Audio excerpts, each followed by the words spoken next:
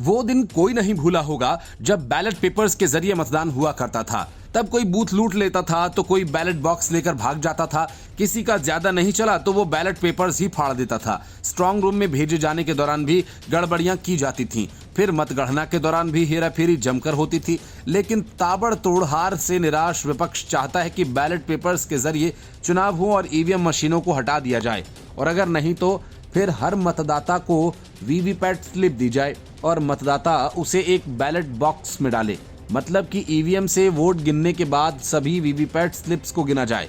ये एक तरह से बैलेट पेपर्स के जरिए होने वाले मतदान की वापसी ही है। सुप्रीम कोर्ट में वोटिंग मशीन से मतदान के दौरान हर वोटर को वेरिफिकेशन के लिए वीवीपैट स्लिप दिए जाने की मांग वाली अर्जी पर सुनवाई हुई। सुप्रीम कोर्ट ने वीवीपैट स्लिप की गिनती और बैलेट पेपर की वापसी की मांग करने वालों को करारा जवाब दिया और साफ कहा कि अगर कोई ढंग का सुझाव है तो दीजिए। सुनवाई के दौरान अदालत ने कहा कि जब सीक्रेट बैलेट वोटिंग होती थी तब भी समस्याएं हुआ करती थीं। बेंच में शामिल जस्टिस संजीव खन्ना ने कहा कि हम अपनी जिंदगी के 6ठे दशक में हैं। हम सब जानते हैं कि बैलेट पेपर से मतदान होता था तो क्या स्थिति थी। आप भूल गए होंगे पर हमें सब कुछ याद है। जस्टिस संजीव खन्ना ने एडीआर की ओर से अर्जी दाखिल करने वाले प्रशांत भूषण की ओर मुखातिब होते हुए ये कहा। इस दौरान प्रशांत भूषण ने जर्मनी समेत कई यूरोपीय देशों का जिक्र किया और कहा कि ये सभी अब ईवीएम छोड़कर बैलेट पेपर्स की ओर लौट गए हैं। इस पर जस्टिस दीपंकर दत्ता ने सवाल पूछ लिया कि जर्मनी की आबादी क्या है। इस पर भूषण ने कहा कि 6 करोड़ है। फिर जस्टिस खन्ना बोले, हमारे देश में तो करीब 50 से 60 करोड़ मतदाता हैं। हमारे यहाँ रजिस्टर्ड वोटर्स की संख्या 97 करोड़ के करीब है। हम सभी जानते हैं कि तब बैलेट पेपर से मतदान होता था तो क्या होता था। प्रशांत भूषण ने बेंच की ओर से बैलेट पेपर्स पर सवाल उठाने पर नया तर्क दिया। उन्होंने कहा कि हम बैलेट पेपर्स पर वापस जा सकते हैं। एक विकल्प ये है कि वीवीपैट स्लिप वोटर के हाथ में दी जाए, अन्यथा वीवीपैट स्लिप मशीन में गिर जाती है। इन पर्चियों को वोटर को दिया जाना चाहिए और फिर इन्हें बैलेट बॉक्स में रखा जा सकता है और इसके लिए वीवीपैट का डिजाइन बदलना चाहिए। वोटर को साफ तौर पर दिखना चाहिए कि उसका मत किसे मिला है। लेकिन अभी जो व्यवस्था है उसमें 7 सेकंड के लिए ही लाइट जलती है और पता चलता है कि वोट कहाँ गया। बहस के दौरान एक अन्य अधिवक्ता संजय हेगड़े ने कहा कि ईवीएस से जो वोट पड़ता है उसका मिलान वीवीपैट स्लिप से करना चाहिए। पर जस्टिस खन्ना ने सवालिया अंदाज में कहा कि आप कहना चाहते हैं कि 60 करोड़ वीवीपैट स्लिप्स को गिना जाए, आपका यही कहना है। जज ने इस दौरान अहम टिप्पणी करते हुए कहा कि जब मानवीय दखल होता है तो फिर समस्या बढ़ जाती है। उन्होंने कहा कि समस्या तब पैदा होती है जब मानवीय दखल दिया जाता है। यदि आपकी मशीन से छेड़छाड़ रोकने को लेकर कोई सुझाव है तो वो दीजिए। Bureau report, news of India. Lok Sabha चुनाव के लिए सारी पार्टियां देश भर में प्रचार अभियान चला रही हैं। गुजरात की 2 सीटों पर चुनाव लड़ने वाली आम आदमी पार्टी ने 40 स्टार प्रचारकों की लिस्ट जारी की है, लेकिन इस लिस्ट में आम आदमी पार्टी की सांसद स्वाति मालीवाल का नाम नहीं है और न ही सांसद हरभजन सिंह का। आम आदमी पार्टी के 3 सांसदों को इसमें जगह दी गई है, जिसमें संजय सिंह, संदीप पाठक, राघव चड्ढा का नाम है। राघव चड्ढा इंग्लैंड में बैठे हैं, लगता नहीं कि वे चुनाव प्रचार में शामिल हो पाएंगे। इसी तरह से शराब घोटाला मामले में गिरफ्तार अरविंद केजरीवाल का स्टार प्रचारकों में सबसे पहला नाम है। मनीष सिसोदिया, सत्येंद्र जैन भी इस लिस्ट में हैं। लेकिन बड़ी बात यह कि इसमें सुनीता केजरीवाल का नाम शामिल किया गया है। बड़ी बात यह कि सुनीता केजरीवाल का नाम भगवंत मान से पहले यानी दूसरे नंबर पर है। मतलब साफ है कि सुनीता केजरीवाल के हाथों केजरीवाल ने आम आदमी पार्टी की कमान एक तरह से थमा ही दी है। इस वजह से पंजाब के सीएम भगवंत मान से भी बड़ा कद सुनीता केजरीवाल का माना गया, जिसे कभी पार्टी के लिए कुछ जिसने किया नहीं। लेकिन स्टार प्रचारकों की लिस्ट में नाम आने के बाद एक तरह से आम आदमी पार्टी में सुनीता केजरीवाल युग की शुरुआत हो गई है। गुजरात में लोकसभा चुनाव के लिए आम आदमी पार्टी ने 40 स्टार प्रचारकों की लिस्ट में मनीष सिसोदिया, सत्येंद्र जैन के अलावा संदीप पाठक, पंकज गुप्ता, सांसद संजय सिंह का नाम शामिल किया है। इस लिस्ट में दिल्ली सरकार में मंत्री गोपाल राय का नाम शामिल है। गुजरात में लोकसभा चुनाव के लिए आम आदमी पार्टी ने 40 स्टार प्रचारकों की लिस्ट में दिल्ली सरकार में मंत्री आतिशी, सौरभ भारद्वाज का भी नाम शामिल किया। इसके अलावा लिस्ट में राघव चड्ढा, कैलाश गहलोत, इमरान हुसैन, अमन अरोड़ा का भी नाम शामिल है। और इसके साथ ही गुजरात चुनाव के लिए स्टार प्रचारकों की ईशुदान गढ़वी, हेमंत खावा, सुधीर वाघानी, अल्पेश कथीरिया, राजूभाई सोलंकी, जगमाल भाई वाला, कैलाश गढ़वी, डॉक्टर रमेश पटेल, प्रवीण राम, पंकज पटेल का नाम शामिल है। गुजरात में इंडी गठबंधन के तहत आम आदमी पार्टी और कांग्रेस साथ मिलकर चुनाव लड़ रहे हैं। सीट शेयरिंग फार्मूले के तहत आम आदमी पार्टी गुजरात की भरूच और भावनगर सीट पर चुनाव लड़ रही है। भरूच सीट चैतर वसावा और भावनगर लोकसभा सीट उमेश भाई मकवाना को मैदान में उतारा गया है। लोकसभा चुनाव के दौरान देश के कुछ वकीलों का ये एक तरह से चलन बन गया है कि ठीक चुनावों के दौरान सुप्रीम कोर्ट में ऐसे मुद्दों पर याचिका डाली जाए जिसके राजनीतिक निहितार्थ होते हैं। बहस कोर्ट में चले और बाहर राजनीतिक पार्टियां इस पर बयानबाजी करें। कभी बैलेट पेपर तो कभी कोई और मुद्दा उठाया जाता रहा है। अब सुप्रीम कोर्ट में कई वकील मॉब लिंचिंग के शिकार अल्पसंख्यक पीड़ितों के परिवार को मदद मुहैया करवाने और गौरक्षकों पर कार्रवाई को लेकर एक सुनवाई के दौरान सुप्रीम कोर्ट ने याचिकाकर्ताओं को ही लताड़ा लगा दी। याचिकाकर्ता वकीलों ने सुप्रीम कोर्ट से मदद मांगी थी। मॉब लिंचिंग का शिकार हुए अल्पसंख्यकों को तत्काल वित्तीय मदद दी जाए और आरोपियों पर कड़ी कार्रवाई की जाए। इस पर सुनवाई कर रही justice BR Gavai, justice Arvind Kumar और जस्टिस संदीप मेहता की बेंच ने याचिकाकर्ता वकीलों से कहा कि उदयपुर में दिन दहाड़े मार दिए जाने वाले कन्हैया लाल के मामले में क्या कहना है। कोर्ट ने वकीलों को फटकारते हुए कहा कि इस मामले को लेकर एक तरह से सिलेक्टिव होने की जरूरत नहीं। याचिकाकर्ताओं की तरफ से पेश हुए वकील निजाम पाशा से सुप्रीम कोर्ट ने कहा कि राजस्थान के टेलर कन्हैया लाल का क्या हुआ जिसकी लिंचिंग हो गई थी। उन्होंने कहा कि आप किसी राज्य या धर्म विशेष को लेकर सिलेक्टिव नहीं हो सकते। बता दें कि पूर्व भाजपा प्रवक्ता अनूपुर शर्मा के बयान का समर्थन करते हुए सोशल मीडिया पर पोस्ट करने के बाद कन्हैया लाल की बेरहमी से हत्या कर दी गई थी। इस मामले में वकील अर्चना पाठक ने कहा कि ये केवल मुस्लिमों की लिंचिंग के बारे में है। उन्होंने कहा कि आखिर कोई इतना सिलेक्टिव कैसे हो सकता है। किसी भी राष्ट्र को धर्म के सभी लोगों की रक्षा करनी चाहिए। वकील पाशा ने कहा कि केवल मुस्लिमों की लिंचिंग हो रही है और ये फैक्ट है। कोर्ट ने कहा कि आपको सुनिश्चित करना चाहिए कि याचिका सिलेक्टिव न हो। जस्टिस गवई ने वकील पाशा से कहा कि आपको इस बात को लेकर गंभीर रहना चाहिए कि कोर्ट के सामने क्या पेश किया जा रहा है। कोर्ट ने इस मामले में गर्मी की छुट्टियों के बाद पोस्टपोन कर दिया है मामला। अब 7 जुलाई के बाद मामले की सुनवाई की जाएगी। पिछले साल CPM की महिला मोर्चा की याचिका पर सुप्रीम कोर्ट ने महाराष्ट्र, ओडिशा, बिहार, हरियाणा, राजस्थान और मध्य प्रदेश समेत 6 राज्यों से जवाब मांगा था। याचिका में दावा किया गया था कि 2018 में सुप्रीम कोर्ट के निर्देश के बावजूद इन राज्यों में हेट क्राइम के खिलाफ कठोर कदम नहीं उठाए गए। सुप्रीम कोर्ट ने निर्देश दिया था कि सभी राज्य गौरक्षकों द्वारा लिंचिंग समेत सभी तरह के हेट क्राइम के खिलाफ कठोर कार्रवाई करें। याचिकाकर्ताओं का कहना है कि भीड़ द्वारा हिंसा में बढ़ोतरी हुई है और अल्पसंख्यकों पर अत्याचार किया जा रहा है। ये इन सब वजह से हो रहा है क्योंकि राज्य कार्रवाई नहीं कर रहे। आज की सुनवाई में कोर्ट ने ये भी कहा केवल हरियाणा और मध्य प्रदेश ने अपने जवाब फाइल किए हैं। कोर्ट ने राज्यों को जवाब देने के लिए 6 सप्ताह का समय दिया है।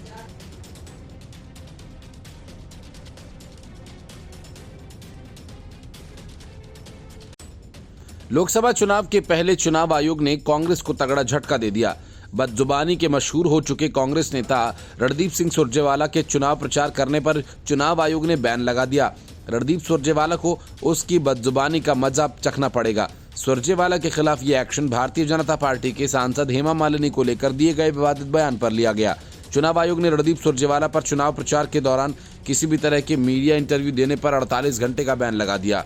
लोकसभा चुनाव 2024 के दौरान रणदीप सुरजेवाला पहले ऐसे नेता हैं जिन पर चुनाव आयोग ने एक्शन लिया। साल 2019 के लोकसभा चुनाव के दौरान चुनाव आयोग की तरफ से बड़ी संख्या में नियमों का उल्लंघन करने वाले नेताओं पर कार्रवाई हुई थी। कांग्रेस के राज्यसभा सांसद रणदीप सुरजेवाला ने हरियाणा के कैथल के गांव फरल में एक जनसभा को संबोधित करते हुए हेमा मालिनी पर अभद्र टिप्पणी की थी। हेमा मालिनी पर विवादित टिप्पणी के बाद बीजेपी ने चुनाव आयोग से शिकायत की थी, जिसके बाद चुनाव आयोग ने रणदीप सुरजेवाला को नोटिस जारी किया था और जवाब मांगा था। अप्रैल 2024 में इसकी शुरुआत में भेजे गए शोकाज नोटिस में चुनाव आयोग ने बीजेपी सांसद को लेकर की गई टिप्पणी को अशोभनीय, अश्लील और असभ्य करार दिया था। हालांकि रणदीप सुरजेवाला ने जवाब में बताया था कि जिस वीडियो को लेकर शिकायत की गई है उसके साथ छेड़छाड़ की गई है। सुरजेवाला ने मामले में स्पष्टीकरण दिया और भाजपा पर बड़ा आरोप लगाया। उन्होंने कहा कि भाजपा के IT सेल को काट छाट कर, तोड़ मरोड़ कर झूठी फर्जी बातें फैलाने की आदत सी बन गई है ताकि वो रोज मोदी सरकार की युवा विरोधी, किसान विरोधी, गरीब विरोधी नीतियों, विफलताओं और भारत के संविधान को खत्म करने की साजिश से देश का ध्यान भटका सकें। वीडियो में मैंने कहा हम तो हेमा मालिनी जी का भी बहुत सम्मान करते क्योंकि वो धर्मेंद्र जी से ब्याह रखी हैं, बहू हैं हमारी। ये report news of India. Arvind Kejriwal अब एक नई फरमाइश लेकर कोर्ट पहुंच गए। केजरीवाल की मांग है कि उनके खराब स्वास्थ्य को देखते हुए उन्हें अपने निजी डॉक्टर से नियमित बातचीत करने की सुविधा दी जाए और हर दिन उनके शुगर लेवल की जांच हो। केजरीवाल जेल से वीडियो कॉन्फ्रेंसिंग के जरिए डॉक्टर से परामर्श लेना चाहते हैं। उन्होंने कोर्ट में आवेदन देते हुए बताया कि उनके ब्लड शुगर में लगातार उतार चढ़ाव जारी है। वे अपने नियमित डॉक्टर से परामर्श लेना चाहते हैं, जिसके बाद स्पेशल जज राकेश स्याल ने ईडी से इस बारे में जवाब दाखिल करने को कहा। इस मामले में राकेश स्याल ने ईडी से इस बारे में जवाब दाखिल करने को कहा। अगली सुनवाई 18 अप्रैल को होगी। केजरीवाल के वकील विवेक जैन ने कोर्ट को बताया कि उनका ब्लड शुगर लेवल कम ज़्यादा हो रहा है और वो 46 तक चला गया है। ऐसी स्थिति में उन्हें हफ्ते में 3 बार अपने डॉक्टर से परामर्श लेने की अनुमति मिलनी चाहिए। वहीं ईडी की तरफ से दलील रखते हुए special public prosecutor Simon Benjamin ने कहा कि जेल में सुविधाएं हैं जहां पर केजरीवाल की जांच हो सकती है। इसके बाद उन्होंने इस आवेदन पर जवाब दाखिल करने के लिए समय मांगा। सुनवाई के दौरान केजरीवाल के वकील ने पूछा कि अगर केजरीवाल अपने स्वास्थ्य का ख्याल रखना चाहते हैं तो ईडी में इसको क्या विरोध नजर आता है। दिल्ली एक्साइज पॉलिसी केस में ईडी द्वारा गिरफ्तारी के बाद से ही अरविंद केजरीवाल न्यायिक हिरासत में तिहाड़ जेल में बंद है। दिल्ली की राउज एवेन्यू कोर्ट ने पूर्व की शराब नीति से जुड़े मनी लॉन्ड्रिंग केस में केजरीवाल की न्यायिक हिरासत 23 अप्रैल तक के लिए बढ़ा दी है। इससे पहले आम आदमी पार्टी के नेता और मुख्यमंत्री अरविंद केजरीवाल ने दिल्ली उच्च न्यायालय के उस फैसले को चुनौती देते हुए उच्चतम न्यायालय का दरवाजा खटखटाया था, जिसमें उन्होंने ईडी द्वारा गिरफ्तार और एक्साइज ड्यूटी पॉलिसी केस में उनकी रिमांड को चुनौती दी थी, जिसके बाद सुप्रीम कोर्ट ने ईडी को नोटिस जारी किया था। बता दें कि इससे पहले 9 अप्रैल को दिल्ली हाई कोर्ट ने लोकसभा चुनाव से पहले केजरीवाल को झटका देते हुए ईडी द्वारा गिरफ्तारी को चुनौती देने वाली उनकी याचिका खारिज कर दी थी। अदालत ने कहा था कि बार बार सम्मन भेजने के बावजूद केजरीवाल के ईडी के सामने पेश नहीं होने और जांच में शामिल नहीं होने से इनकार करने के बाद जांच एजेंसी के पास कोई खास विकल्प नहीं बचा था। ये report news of India. Supreme court से झटका खाने के बाद अरविंद केजरीवाल और आम आदमी पार्टी को इस बात का एहसास हो चुका है कि अरविंद केजरीवाल लंबा नप गए हैं और उन्हें सालों साल जेल में बिताने पड़ सकते हैं। इसका अंदाजा इस बात से लगाया जा सकता है कि जब सुप्रीम कोर्ट में अभिषेक मनु सिंघवी मामले की सुनवाई जल्द करने की मांग कर रहे थे तो कोर्ट ने साफ तौर पर कहा कि आप जो चाह रहे हैं वो संभव नहीं है। अपनी बात पर जोर देने के लिए सिंघवी ने ये तक कह डाला कि उनके पास वो दलील है जिससे न्यायालय की आत्मा हिल जाएगी। इसके जवाब में कोर्ट ने कहा कि अपनी दलील को संभाल कर रखिए, भविष्य में आपके काम आएगी। मतलब कि तारीखें आएंगी जाएंगी, दलीलें दी जाएंगी, लेकिन केजरीवाल जहां हैं वहीं रहेंगे। लेकिन मौसम चुनाव का है, इसलिए आम आदमी पार्टी को भी कुछ करते रहना है। इसलिए जो पहले आतिशी मार्लेना और सौरभ भारद्वाज ने किया, कुछ वैसा ही काम संजय सिंह करने लगे। एक पर्चा लेकर हाजिर हुए और दावा किया कि अरविंद केजरीवाल का तिहाड़ से पत्र आया है, जिसका कुछ मतलब इतना है कि जिस जेल को कायदे और नियम खुद केजरीवाल ने बना कर दिए, अब आम आदमी पार्टी चाहती है कि उसे तोड़ दिया जाए। अरविंद केजरीवाल को जेल में बैठकर गुप्त मीटिंग करने की इजाजत दी जाए ताकि वो जेल के अंदर से ही चुनावों के लिए फंड का इंतजाम कर सकें, घोटालों से हुई कमाई को इधर उधर कर सकें। लेकिन फिलहाल वे ऐसा नहीं कर पा रहे। इस बात की बेचैनी पूरी पार्टी को है।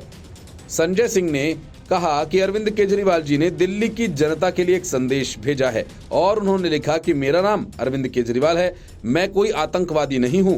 अरविंद केजरीवाल ने भाजपा पर सीधा हमला किया और लिखा कि उनकी दुर्भावना इतनी बढ़ चुकी है कि केजरीवाल को अपने परिवार से मुलाकात शीशे की दीवार से करनी पड़ती है। संजय सिंह ने तिहाड़ जेल की पोल खोली और बताया कि मैं तिहाड़ जेल में रहकर आया हूं, किसकी मुलाकात कैसे होती है ये मुझे पता है। तिहाड़ के जेल नंबर 2 में एक कुख्यात अपराधी बंद है, उसका वकील और उसकी पत्नी बैरक में मिलते हैं। तिहाड़ में कौन जेलर के रूम में मिल रहा है ये सब मुझे पता है। सिर्फ केजरीवाल ही बड़ा अपराधी है क्या? केजरीवाल ने लिखा कि भगवंत मान जेट सिक्योरिटी वाले जिन्हें केजरीवाल से शीशे के पीछे से मिलने पड़ा, ये सब केजरीवाल का मनोबल तोड़ने की कोशिश करने के लिए किया जा रहा है। केजरीवाल दूसरी मिट्टी के बने हैं, आप जितना प्रताड़ित करोगे वो उतना ही मजबूत होकर निकलेंगे। केजरीवाल जी के साथ जो भी जेल में हो रहा है, आम आदमी पार्टी उसकी भत्सना करती है। केजरीवाल ने लिखा कि कल पीएम मोदी ने एक इंटरव्यू दिया जिसमें वे आजाद भारत के सबसे बड़े घोटाले को जस्टिफाई कर रहे थे, जिसमें बीजेपी खुद सर से लेकर पांव तक डूबी हुई है। पीएम उस इलेक्टोरल बॉन्ड को जस्टिफाई कर रहे हैं। भारत के पीएम को इलेक्टोरल बॉन्ड मामले में सुप्रीम कोर्ट से माफी मांगनी चाहिए। पीएम झूठ बोल रहे हैं। 65 इलेक्टोरल बॉन्ड का पैसा मिला है। शराब घोटाले का मुख्य आरोपी शरत रेड्डी से 60 करोड़ रुपए वे कंपनी से पैसे लेते हैं, ठेके देते हैं। ये संयोग है या प्रयोग, या फिर आप बेशर्मी से इसे डिफेंड कर रहे हैं? पीएम मोदी ने साबित कर दिया कि उन्होंने 10 साल में कुछ भी नहीं किया। महंगाई बेरोजगारी पर तो उन्होंने कुछ बोला ही नहीं। अग्निवीर पर, किसानों के एमएसपी पर भी उन्होंने कुछ नहीं बोला। Bureau report, news of India. शराब घोटाला मामले में गिरफ्तार किए गए अरविंद केजरीवाल को चुनाव प्रचार करने की इजाजत सुप्रीम कोर्ट ने फिलहाल नहीं दी। अरविंद केजरीवाल को इस मामले से राहत मिलती दिख भी नहीं रही, क्योंकि ईडी ने अब उस शख्स को गिरफ्तार कर लिया जो गोवा विधानसभा चुनाव के दौरान आम आदमी पार्टी के सारे मामले को मैनेज करता था। उसी शख्स के जिम्मे फंड को इधर उधर करने का जिम्मा था। घोटाले में मिली रिश्वत की रकम उसी शख्स के पास भेजी गई। उसी शख्स ने सबको कैश में पेमेंट किया। इस गिरफ्तारी के बाद आम आदमी पार्टी के लिए भी ये गिरफ्तारी खतरे की घंटी बज रही है। उस शख्स का नाम चरणप्रीत सिंह है, जो गोवा विधानसभा चुनाव के दौरान आम आदमी पार्टी के मैनेजमेंट में शामिल था। प्रवर्तन निदेशालय ने दिल्ली आबकारी नीति से जुड़े धन शोधन मामले में चरणप्रीत सिंह को गिरफ्तार किया, जिसने गोवा विधानसभा चुनाव में आम आदमी पार्टी के लिए फंड का कथित तौर पर प्रबंधन किया था। सूत्रों ने बताया कि चरणप्रीत सिंह को पीएमएलए के तहत गिरफ्तार किया गया और एक विशेष अदालत के समक्ष पेश किया गया। सूत्रों ने बताया कि अदालत ने 18 अप्रैल को ईडी को हिरासत में दिया और ईडी द्वारा इस मामले में 17वीं गिरफ्तारी है। दिल्ली के मुख्यमंत्री अरविंद केजरीवाल को इस मामले में पिछले महीने गिरफ्तार किया गया था और वो फिलहाल तिहाड़ जेल में बंद हैं। ईडी का दावा है कि जो पैसे लिए गए उसे गोवा चुनाव में खर्च किया गया था और केजरीवाल को इस बात की पूरी जानकारी थी। चरणप्रीत सिंह को पहले इसी मामले में सीबीआई ने भी गिरफ्तार किया था। धन शोधन का मामला सीबीआई की प्राथमिकी पर आधारित है। ईडी ने अदालत को सूचित किया कि चरणप्रीत सिंह ने 2022 के गोवा विधानसभा चुनाव के दौरान आपके प्रचार के लिए नकद भुगतान का प्रबंधन किया था और वह आम आदमी पार्टी का गुर्गा है। एजेंसी का आरोप है कि साउथ ग्रुप, जिसमें के कविता ओंगोल लोकसभा सीट से टीडीपी उम्मीदवार मगुंटा श्रीनिवासुलु रेड्डी, उनके बेटे राघव मगुंटा, बिजनेसमैन शरद चंद्र रेड्डी और अन्य शामिल हैं। इन लोगों ने दिल्ली में शराब की लाइसेंस के लिए आम आदमी पार्टी को 100 करोड़ रुपए की रिश्वत दी और ईडी ने दावा किया कि रिश्वत के इन पैसों में से 45 करोड़ रुपए का इस्तेमाल गोवा चुनाव अभियान के दौरान किया गया था। जांच एजेंसी के मुताबिक गोवा में आम आदमी पार्टी के लिए survey workers, area managing, assembly managing का काम देखने वालों ने चरणप्रीत सिंह का नाम लिया और इन लोगों को चरणप्रीत ने ही पैसे दिए थे। बताया कि काफ़ी पैसे chariot productions media private limited के कर्मचारियों को भी बांटे गए। चैरियट प्रोडक्शंस वो कंपनी थी जिसे आपने गोवा चुनाव अभियान के लिए नियुक्त किया था और इस मामले में कंपनी के डायरेक्टर राजेश जोशी को पिछले साल ईडी ने गिरफ्तार किया था। शराब नीति घोटाला मामले में तिहाड़ जेल में बंद दिल्ली के मुख्यमंत्री अरविंद केजरीवाल को सुप्रीम कोर्ट ने भी राहत नहीं दी। जस्टिस संजीव खन्ना और जस्टिस दीपंकर दत्ता की बेंच ने कहा कि हम मामले की सुनवाई अप्रैल के आखिरी हफ्ते में करेंगे। उधर राउज एवेन्यू कोर्ट ने केजरीवाल की न्यायिक हिरासत 23 अप्रैल तक बढ़ा दी है। केजरीवाल की ओर से अभिषेक मनु सिंघवी और ईडी की ओर से सॉलिसिटर जनरल ने दलीलें रखी।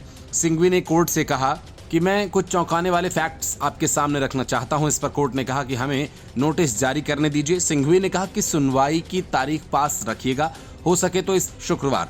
इस पर कोर्ट ने कहा कि आपको करीब की तारीख दे सकते हैं, लेकिन वो तारीख नहीं जो आपने सुझाई है। सिंघवी ने कहा कि गिरफ्तारी केवल इसलिए थी ताकि केजरीवाल चुनाव प्रचार न कर पाए। कोर्ट ने कहा कि हम इस महीने के आखिरी हफ्ते में सुनवाई करेंगे।